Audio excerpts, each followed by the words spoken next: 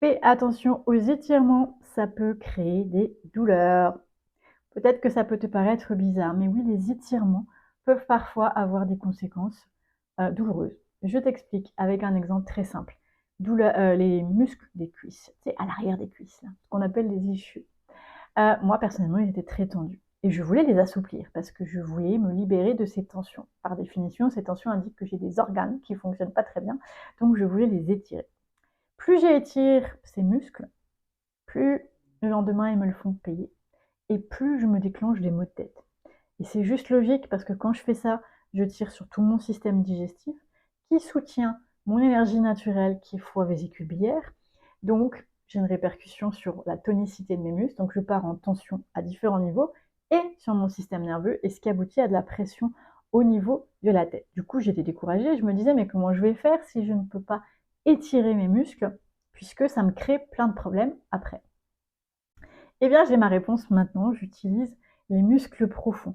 C'est-à-dire qu'il faut bien comprendre que les muscles superficiels sont là pour normalement bouger. Donc les muscles des cuisses, théoriquement, sont là pour bouger et non pas pour tenir en tant que telle la structure.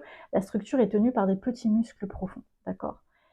Donc, quand tu travailles sur tes petits muscles profonds, que tu redonnes une physiologie naturelle à ton corps, que tu libères ces muscles profonds pour qu'ils soient à la fois souples et toniques, eh bien tu permets à tes muscles superficiels de se détendre. En plus, quand tu travailles sur les muscles en arrière des cuisses, les ischios, eh bien la rate. Et oui, la rate, c'est celle qui soutient les tissus, qui permet la remontée des tissus, la remontée du système digestif et bien d'autres choses primordiales pour venir soulager ces muscles-là. Je te montre un exemple d'exercice. Donc pour cet exercice, tu peux te mettre debout. Je te rappelle que le bassin est un ballon qui roule vers l'avant, ici, tu vois.